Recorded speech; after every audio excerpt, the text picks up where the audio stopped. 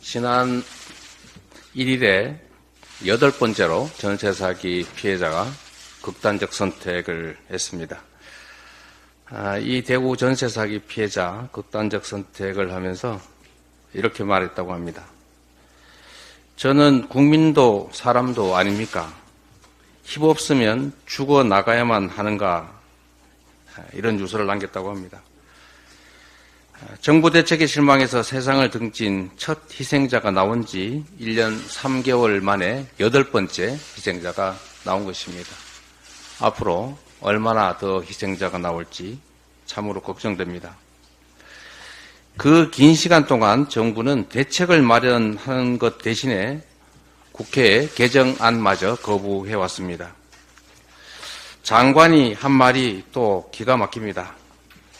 뭘 몰라 덜렁덜렁 계약하는 바람에 그렇게 됐다라면서 마치 이 일이 피해자들의 잘못으로 발생한 것처럼 말하고 있습니다.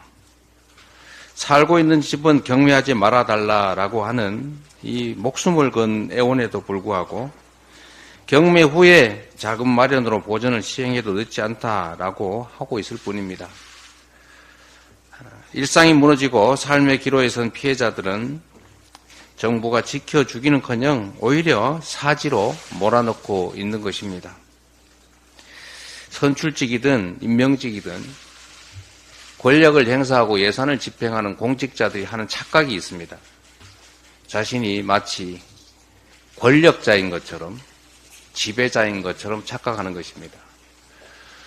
국민을 주인으로 여기는 것이 아니라 지배 대상으로 여기고 본인들의 집행하는 예산, 행사하는 권한을 마치 시혜인 것처럼 자신이 가진 원래 자신의 것인 것처럼 착각합니다.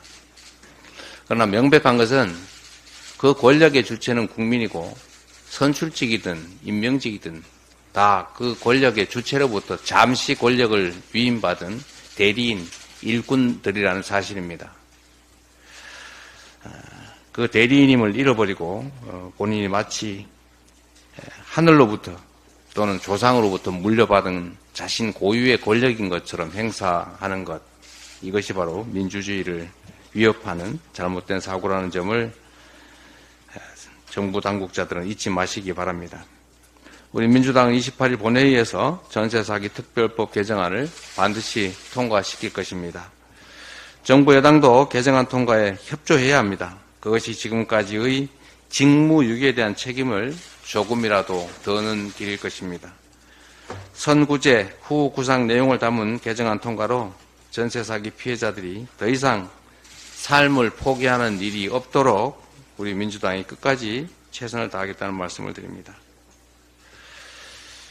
대통령께서 얼마 전 민생토론회를 제기하면서 의료개혁을 거듭 말씀하셨습니다. 정부 의료개혁의 본질이 무엇인지 대체 누구를 위한 것인지 잘 모르겠습니다. 정부가 의료인력 2,000명 증원 발표 후에 정작 중요한 필수 지역 공공의료 강화 논의는 사실상 사라졌습니다. 그 숫자가 뭐 그리 중요한지 모르겠습니다. 의료계와 힘싸움만 거듭하느라 임기 응변식 대응에 국민 건강권은 철저하게 무시되고 있습니다. 국민의 건강과 생명을 담보로 한 발짝도 못 나가는 상황이 이미 100일을 넘겼는데 사법부 판결에 의료계가 반발하면서 의정 갈등이 또다시 원점으로 돌아갔습니다.